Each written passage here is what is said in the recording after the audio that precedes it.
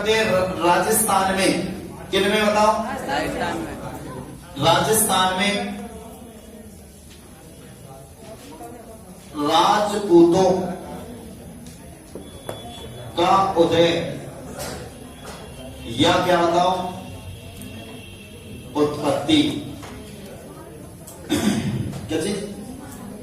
स्मारकों से कोई जानकारी नहीं मिलती है, अपने है ही नहीं है। बस वो तो केवल इतना ध्यान रखना, जानकारी के स्रोत है ये भी स्मारक। जैसे किसी शासक का कोई स्मारक बना हुआ है तो वहां से जानकारी मिलती है कि ये किस शासक का था।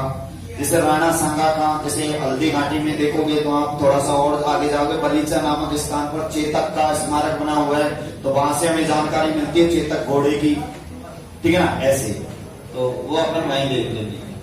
अब देखो राजस्थान में राजपूतों का उदय या उत्पत्ति। देखो एक क्वेश्चन पूछा गया था जेल प्रहरी में, जो पेपर आउट हुआ था, उसमें ये पूछा था कि राजपूत काल कब से लेकर कब तक था, कौन सी सदी से कौन सी सदी के काल को राजपूत युग के नाम से जाना जाता है। तो आप मैं आपको बताता हूं राजपूतों का उदय हुआ था। देखो आपको मैं बता देता हूं 647 ईस्वी की बात थी। कब की बात थी बताओ? 647 ईस्वी की बात थी। 601 से 647 ईस्वी तक उत्तर भारत में एक शासक का शासन रहा था, हर्षवर्धन। 647 ईस्वी में जैसे ही हर्षवर्धन की डेथ हुई तो उत्तर भारत में एक जगह आती थी जिसका नाम आता है कन्नौज। कौन सी जगह थी बताओ? कन्नौज। और आपको मैं बता देता हूं थोड़ा सा और मैप में बता देता हूं जिससे कि आपको बात पूरी की पूरी समझ में आ जाएगी। ये अपना उत्तर दक्षिण भारत है और यहाँ पे आपको मैं बता देता हूं थोड़ा सा इधर वाला एरिया आ जाता है। देखो समझ लेना थोड़ी सी बात को, जिससे कि आपकी पूरी बात समझ में आ जाएगी। ये अपने इधर वाला एरिया था ये। अब यहाँ पे देखो ये राजस्थान वाला एरिया है और इधर आता है यूपी वाला एरिया, और कन्नौज यूपी में ही आता है। तो यहाँ पे ऊपर से एक नदी आती थी जिसका नाम था यमुना, और एक नदी इधर से जाती थी ये। इनके बीच में एक जगह थी जिसका नाम था कन्नौज। दो नदियों के बीच में बसा हुआ था, मतलब दो क्षेत्र पर, जिसे कन्नौज कहते हैं। यहाँ शासन कर रहा था हर्षवर्धन। हर्षवर्धन की डेथ हो जाती है, ठीक है ना? नहीं है मेरे पास। अचानक मृत्यु हो गई। तो इस जगह मैं आपको बता दूं, यहाँ पर इस समय एक वंश हुआ करता था जिसका नाम है प्रतिहार वंश। इधर आप आओगे तो इस सीमांत क्षेत्र में एक वंश था जिसका नाम है पाल वंश, और एक यहाँ पर वंश था जिसका नाम था राष्ट्रकूट वंश। कौन सा वंश? तो इस कन्नौज को हड़पना चाहेंगे। सबसे पहले यहाँ प्रतिहार वंश का एक शासक होगा जिसका नाम वत्सराज आएगा, वो यहाँ पर आक्रमण करेगा। उसके बाद पाल वंश का शासक होगा धर्मपाल, वो फिर इस पर आक्रमण करेगा। लेकिन पाल वंश का शासक धर्मपाल खुद ही हार जाएगा प्रतिहार वंश के शासक वत्सराज से। जब पता चलेगा राष्ट्रकूट वंश के शासक ध्रुव प्रथम को, तो ध्रुव प्रथम भी आक्रमण करेगा, और ऐसी स्थिति में प्रतिहार वंश के शासक वत्सराज को हरा देगा, और अंतिम रूप से विजयी होगा राष्ट्रकूट वंश का शासक कौन? ध्रुव प्रथम। इस लड़ाई को कहा जाएगा त्रिपक्षीय संघर्ष। क्या? कौन सा संघर्ष? त्रिपक्षीय संघर्ष कहा जाएगा। तो ध्यान देना, ये त्रिपक्षीय संघर्ष कितने वंशों के मध्य हुआ बताओ? एक तो कौन सा वंश? एक कौन सा वंश? एक कौन सा वंश? ओके। तो अब बात करेंगे, इसी समय जब इसकी डेथ हो गई थी तो इसके बाद ही राजपूत वंशों का उदय शुरू हो गया था। और राजपूत वंशों का जो उदय हुआ था वो 7वीं सदी से लेकर 12वीं सदी। कौन सी सदी बताओ? तो 7वीं सदी से तो इनका उदय हुआ और 12वीं सदी में एंड हो गया था। तो आपसे अगर पूछा जाए राजपूत काल किसे कहा जाता है, 7वीं से 12वीं सदी के युग को। आपको बता दो इस प्रकार तो इनका उदय हुआ, एट लास्ट हुआ इनका। मोहम्मद गोरी अपने भारत में आया था, राजस्थान में भी आया था, ठीक है ना? ध्यान देना, मोहम्मद गोरी एक बार तो आया था 1191 में, एक बार आया 1192 में। उस समय दिल्ली का शासक था पृथ्वीराज चौहान। इनमें दोनों में खतरनाक मैच हुआ। पहला जो मैच हुआ था 1191 में हुआ था, तराइन का स्टेडियम था। कौन सा स्टेडियम? इस मैच में मोहम्मद गोरी के बुरी तरीके से छक्के मारे गए थे पृथ्वीराज चौहान के द्वारा। इतने खतरनाक, बिल्कुल बहुत भयंकर तरीके से छक्के मारे, हर गेंद बाउंड्री से बाहर जा रही थी। भाग गया मोहम्मद गोरी। कौन भाग गया? बीच मैच में मैच छोड़ के भाग गया। तो कहते हैं कि साहब जब मोहम्मद गोरी भाग रहा था तो सिंधु नदी तक ही छोड़ने गया, क्योंकि मामला दूसरा चल रहा था। उस समय पृथ्वीराज चौहान नई नई शादी करके लाया सहयोगिता को, ओके, इसलिए बोले यार कौन बेमतलब में पैरों को परेशान करेगा, चलो वापस, अब तो आने वाला है नहीं है। ये वापस आ गया पृथ्वीराज चौहान, लेकिन भाई साहब ने सिंधु नदी के थोड़ा आगे चलने के बाद ही 1 साल तक खतरनाक प्रैक्टिस की थी। और पृथ्वीराज चौहान ने बोला कोई मतलब नहीं है, सेनापतियों से बोल दिया जाओ गांवों में मौज करो खूब, अगले साल देखेंगे, कभी ट्रॉफी होगी जब देख लेंगे, ओके। तो वो तो नई दुलहती सहयोगिता, तो बोला चलो ठीक है, अपन की जो है कहानी शुरू करते हैं। लेकिन इस मोहम्मद गोरी ने 1 साल के अंदर बहुत तगड़ा प्रशिक्षण ले लिया था और दोबारा लौट के आ गए 1192 में। तो दूसरा तराइन का युद्ध होता है 1192 में। ऐसी स्थिति में पृथ्वीराज चौहान हार जाता है इस मैच को, ठीक है ना। पृथ्वीराज चौहान जैसे ही हार जाता है तो मोहम्मद गोरी का एक गुलाम साथ में आता है जिसका नाम आता है कुतुबुद्दीन ऐबक। कौन आता है बताओ? इस कुतुबुद्दीन ऐबक ने मोहम्मद गोरी द्वारा जीते हुए प्रांतों पर 1206 ईस्वी में, कब बताओ? 1206 ईस्वी में एक वंश की स्थापना करती है जिसका नाम आएगा गुलाम वंश। कौन सा वंश? और यहाँ से ही 1206 से ही राजपूतों का इतिहास खत्म हो जाता है। समझ में आई क्या? तो यहाँ तक का काल कहलाता है राजपूत युग। अब बात करेंगे कि किस किस इतिहासकार ने राजपूतों की उत्पत्ति कैसे कैसे मानी, या फिर राजपूत शब्द का मतलब क्या होता है। देखिए मैं आपको बता दूं, राजपूत शब्द आपने सुना है, इस राजपूत शब्द का मतलब क्या होता है? सीधी सी बात है भाई, राजपूत का मतलब होता है राजा का पुत्र। किसका पुत्र बताओ? राजा का पुत्र ही क्या कहलाया बताओ? लेकिन हमें ये बताओ आप कि राजपूत शब्द को देने वाला पहला इतिहासकार कौन था? तो राजपूताना, आपने एक शब्द सुना होगा राजपूताना। तो आपको मैं बता दूं 1800 ईस्वी की बात है। 1800 ईस्वी में राजपूताना नाम दिया था सबसे पहले जॉर्ज थॉमस ने। किसने दिया था बताओ? मेरे को बताओ दोस्तों, इस जॉर्ज थॉमस ने लिखित में दिया था या मौखिक दिया था? तो आपको मैं बता दूं इसने केवल मौखिक रूप से दिया था। लेकिन बात आती है आगे चल के 1805 ईस्वी की। कब की बात आती है? 1805 ईस्वी में आता है कौन बताओ? William Franklin. अरे कौन आता है बताओ? विलियम फ्रैंकलिन आता है। और विलियम फ्रैंकलिन के द्वारा ही सबसे पहले एक पुस्तक लिखी गई थी। अरे क्या लिखी गई थी? पुस्तक लिखी गई थी जिसका नाम आता है ए मिलिट्री। इधर लिखता हूं, देखो इधर लिख देता हूं जिससे आपको साफ सुंदर दिखाई देगी। एक पुस्तक लिखी गई थी जिसका नाम आता है ए मिलिट्री। ए मिलिट्री मैम्पायर्स ऑफ, जल्दी बोलो, जॉर्ज। लेखक कौन बताओ? William Franklin. इसी पुस्तक में भाई साहब ने कहा था कि जॉर्ज थॉमस वह पहला व्यक्ति था जिसने सबसे पहले हमारे इस भूभाग को क्या नाम दिया था? राजपूताना।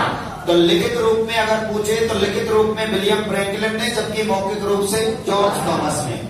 उसके बाद आपसे पूछा जाए रायथान, कौन सा थान? उसके बाद रजवाड़ा, उसके बाद राजस्थान। इन नामों को देने वाला इतिहासकार कौन था बताओ? कर्नल टॉड या कर्नल जेम्स टॉड था। बात खत्म यहाँ तक हो जाती है।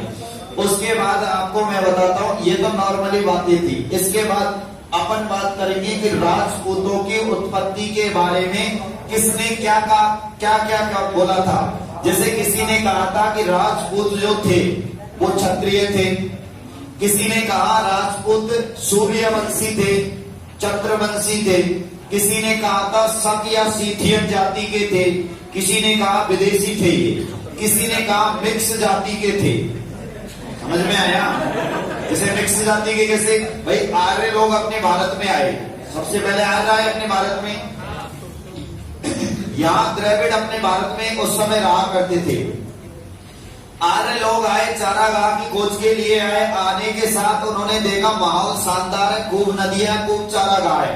आके बस गए सप्त सैंता प्रदेश उत्तर भारत में।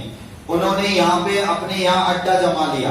अड्डा जमाने के बाद जब वो इतनी दूर से आए तो अपने साथ कौन सी लेडीज ला के साथ थोड़ी लाए, जैसे अंग्रेज थे। जैसे अंग्रेज उस समय आए अपने भारत में तो वो अपने साथ महिलाएं नहीं लाए, महिलाएं नहीं लाए थे। उन्होंने कई महिलाओं से यही शादियां की थी। तो ऐसी स्थिति में अंग्रेज तो था ही पुरुष और यहाँ की महिला तो शादियां कर ली। तो ऐसी स्थिति में वो कहलाए अंग्रेज भारतीय, जिन्हें आज अपन कहते हैं आंकल भारतीय। क्या कहते हैं बताओ? जिन्हें अपन कहते हैं एंग्लो इंडियन। क्या बोलते हैं बताओ? Anglo Indian.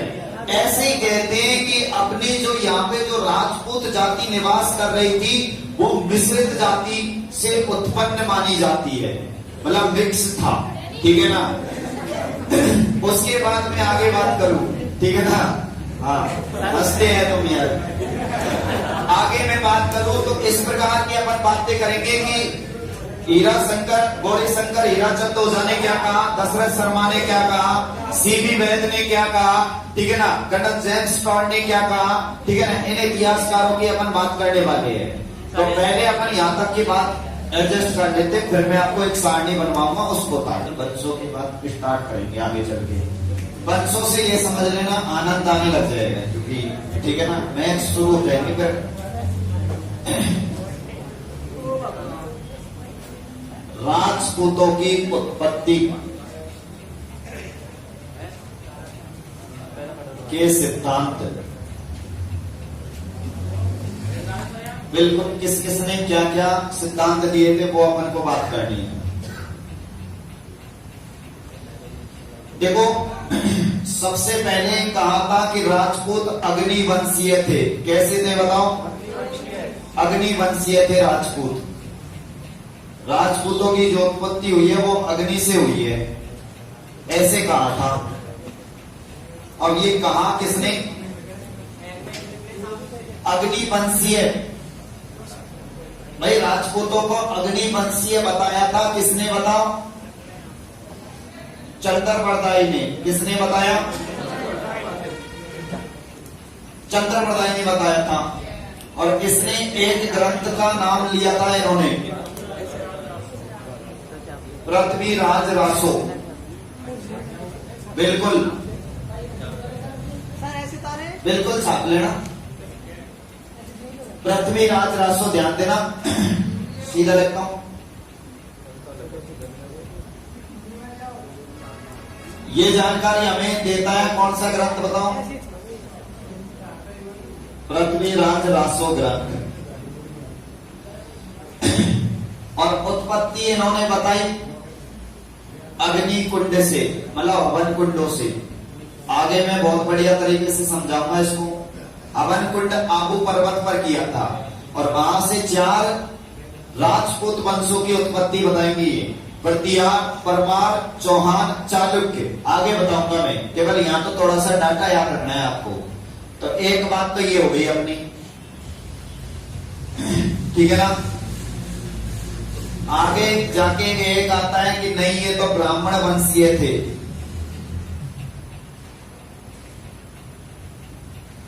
कैसे थे बताओ? ब्राह्मण वंशीय थे। और ब्राह्मण वंशीय की उत्पत्ति मानने वाला जो था वो कौन था?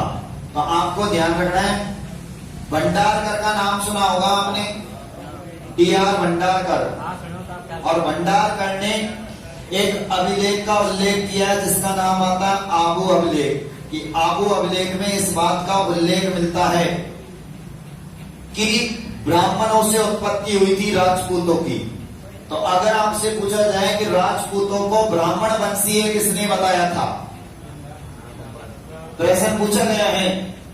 और किस अभिलेख में बताया गया है? तो आबू अभिलेख में। और आबू अभिलेख का मैंने लेखक आपको कल ही बताया होगा, शुभ चंद्र। लेखक का मतलब ये। उसके बाद आगे मैं अगर बात करूं कि इनको क्षत्रिय किसने बताया था? क्षत्रिय, तो क्षत्रिय इनको बताया था ओझा ने। ओझा मतलब गौरी शंकर हीराचंद ओझा। तो गौरी शंकर हीराचंद ओझा ने इनको बताया था क्षत्रिय राजपूत, मतलब इनकी उत्पत्ति बताई था क्षत्रियों से बताई थी, अर्थात प्राचीन क्षत्रिय। उसके बाद ठीक है ना, चाहे तो इनका नाम आप पूरा लिख सकते हो, गौरी शंकर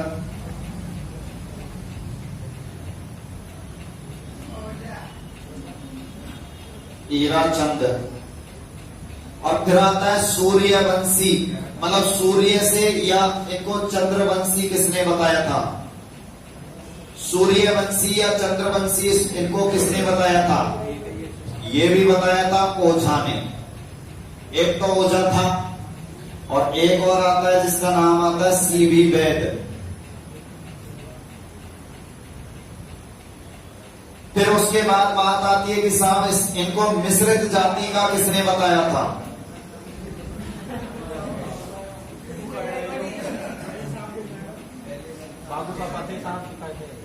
तो मिश्रित जाति का बताया था इनको देवी प्रसाद चट्टोपाध्याय।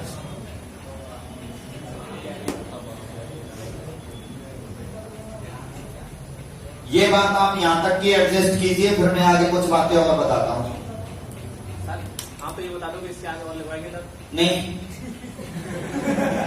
ठीक है ना। क्षत्रियों से किसने मानी? तो गौरी शंकर हीराचंद ओझा ने मानी। या आपसे पूछा जाए राजपूतों की उत्पत्ति सूर्य या चंद्रवंशी से मानने वाला इतिहासकार कौन था? तो ओझा और सीवी वैद। या मिश्रित जाति का किसने बताया? ठीक है ना, देवी प्रसाद चट्टोपाध्याय।